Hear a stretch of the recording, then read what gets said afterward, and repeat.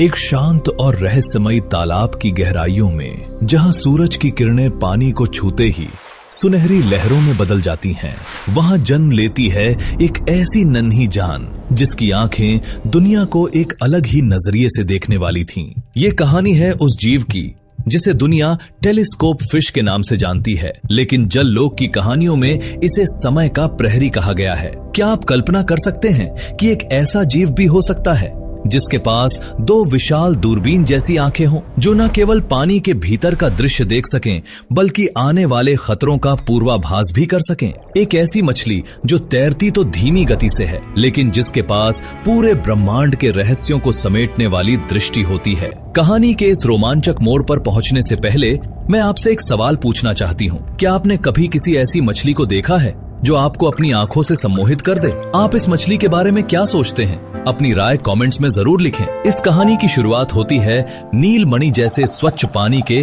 एक सुरक्षित कोने में, जहां मखमली काई के बीच सैकड़ों छोटे छोटे अंडे मोतियों की तरह बिखरे हुए थे। इन अंडों में से एक अंडा सबसे अलग था, जिस पर हल्की सुनहरी चमक थी। कुछ दिनों के बाद उस अंडे से एक नन्हा सा जीव बाहर निकला। शुरुआत में वो किसी भी साधारण मछली के बच्चे जैसा ही था, छोटा, पारदर्शी और चंचल। उस समय कोई नहीं कह सकता था कि ये नन्हा सा बच्चा आगे चलकर एक अद्भुत रूप धारण करेगा। जैसे जैसे दिन बीतते गए, उस नन्ही मछली ने पानी के भीतर की दुनिया को समझना शुरू किया। वो शैवाल के छोटे छोटे कणों को खाकर बड़ी होने लगी। लेकिन जैसे ही उसने अपने जीवन के छठे महीने में कदम रखा, एक चमत्कारिक बदलाव शुरू हुआ। उसकी सामान्य सी दिखने वाली आंखें धीरे धीरे बाहर की ओर उभरने लगीं। ऐसा लग रहा था जैसे प्रकृति स्वयं उसके चेहरे पर दो जादुई दूरबीनें जड़ रही हों। ये आंखें केवल दिखावा नहीं थीं। जल लोक की पुरानी कथाओं के अनुसार इन आंखों में वो शक्ति थी जो पानी की तरंगों में छिपे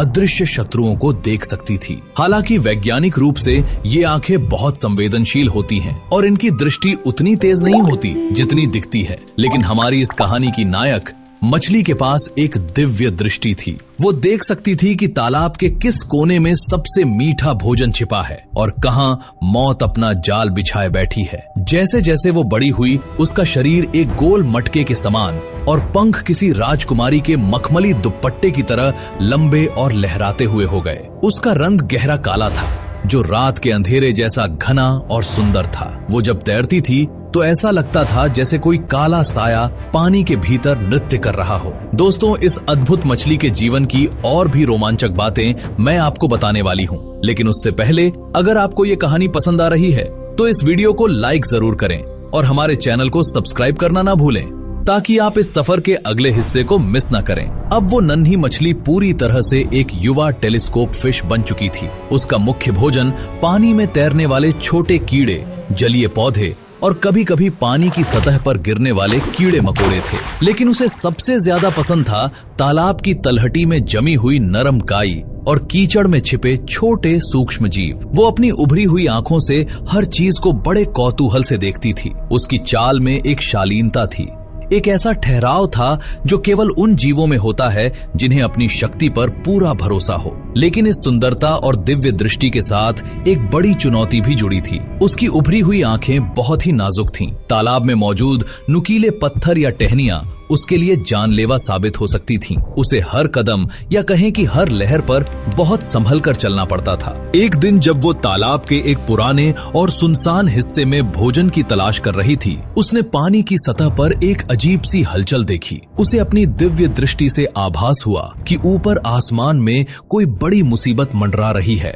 वो मुसीबत थी एक विशाल बगुला, जिसकी पैनी चोंच और तेज नजरें पानी के भीतर किसी भी शिकार को पलक झपकते ही दबोच सकती थीं। टेलीस्कोप फिश के लिए ये उसके जीवन की पहली बड़ी परीक्षा थी। उसकी धीमी गति उसके लिए सबसे बड़ी कमजोरी थी, लेकिन उसकी आंखें उसे वो समय दे रही थीं जो किसी साधारण मछली के पास नहीं होता।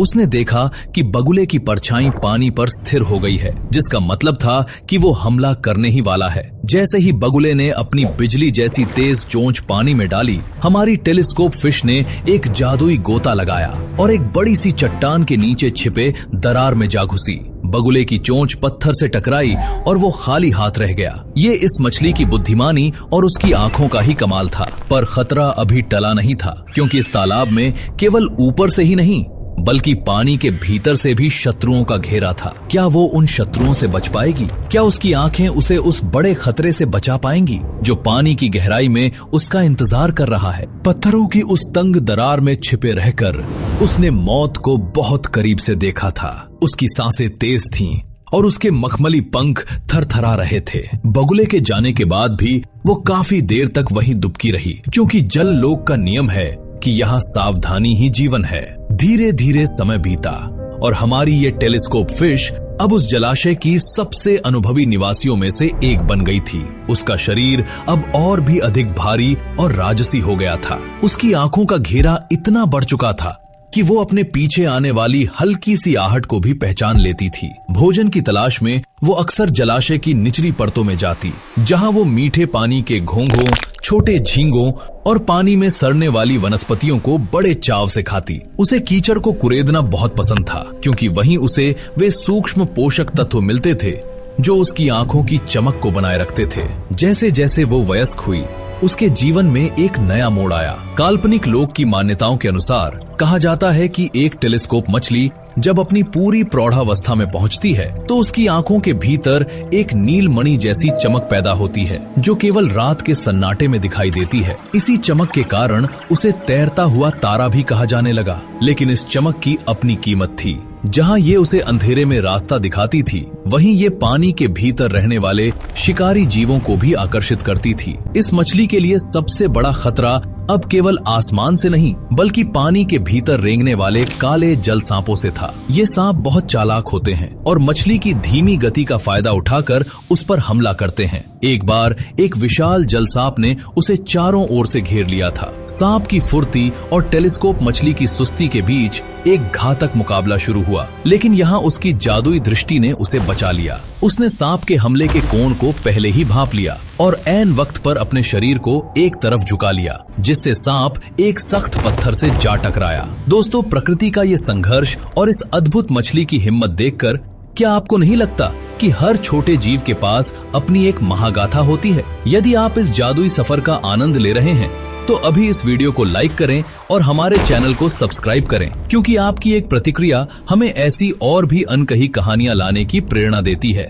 समय का पहिया अपनी गति से चलता रहा और हमारी नायक मछली ने अपने जीवन के कई बसंत देख लिए थे। अब उसकी गति और भी धीमी हो गई थी और उसके सुनहरे काले पंख थोड़े धुंधले पड़ने लगे थे। ये उसके जीवन का अंतिम पड़ाव था। उसने अपने पूरे जीवन में ये सीखा था कि असली ताकत केवल तेज तैरने में नहीं, बल्कि धैर्य के साथ सही समय का इंतजार करने में है। वो अब जलाशय के उस शांत कोने में रहने लगी थी, जहां कमल के बड़े बड़े पत्ते उसे सूरज की सीधी रोशनी से बचाते थे। उसके शरीर की ऊर्जा अब धीरे धीरे उस जल में विलीन होने लगी थी जिसने उसे जन्म दिया था। एक शांत पूर्णिमा की रात, जब पूरा जलाशय चांद की रोशनी में नहाया हुआ था, उस टेलीस्कोप मछली ने अपनी अंतिम सांस ली। लेकिन उसकी मृत्यु साधारण नहीं थी। काल्पनिक कथाओं के अनुसार जब एक दिव्य टेलीस्कोप मछली मरती है तो उसकी आंखों की वो रोशनी पानी में हजारों छोटे छोटे चमकदार कणों के रूप में बिखर जाती है, जो आने वाली नई मछलियों को रास्ता दिखाती है। वो वापस उसी मिट्टी और उसी जल का हिस्सा बन गई जहां से उसने अपना सफर शुरू किया था। उसका शरीर भले ही शांत हो गया, लेकिन उसकी कहानी उस जलाशय की लहरों में हमेशा के लिए अमर हो गई। वो सिखा गई कि प्रकृति ने हमें जैसा भी बनाया है, यदि हम अपनी कमियों को अपनी विशेषता बना लें तो हम भी एक महान जीवन जी सकते हैं। इस कहानी ने हमें सिखाया कि हर जीव का अपना एक उद्देश्य होता है। अगर आपको ये टेलीस्कोप मछली की जीवन यात्रा और इसके पीछे की काल्पनिक गाथा पसंद आई हो तो कमेंट में अद्भुत जरूर लिखें। इस वीडियो को अपने दोस्तों के साथ साझा करें और ऐसे ही और भी रोमांचक और ज्ञानवर्धक वीडियो देखने के लिए चैनल को सब्सक्राइब करना बिल्कुल न भूलें। लाइक का बटन दबाकर अपना प्यार जरूर जताएं। मिलते हैं अगले एक और शानदार सफर में।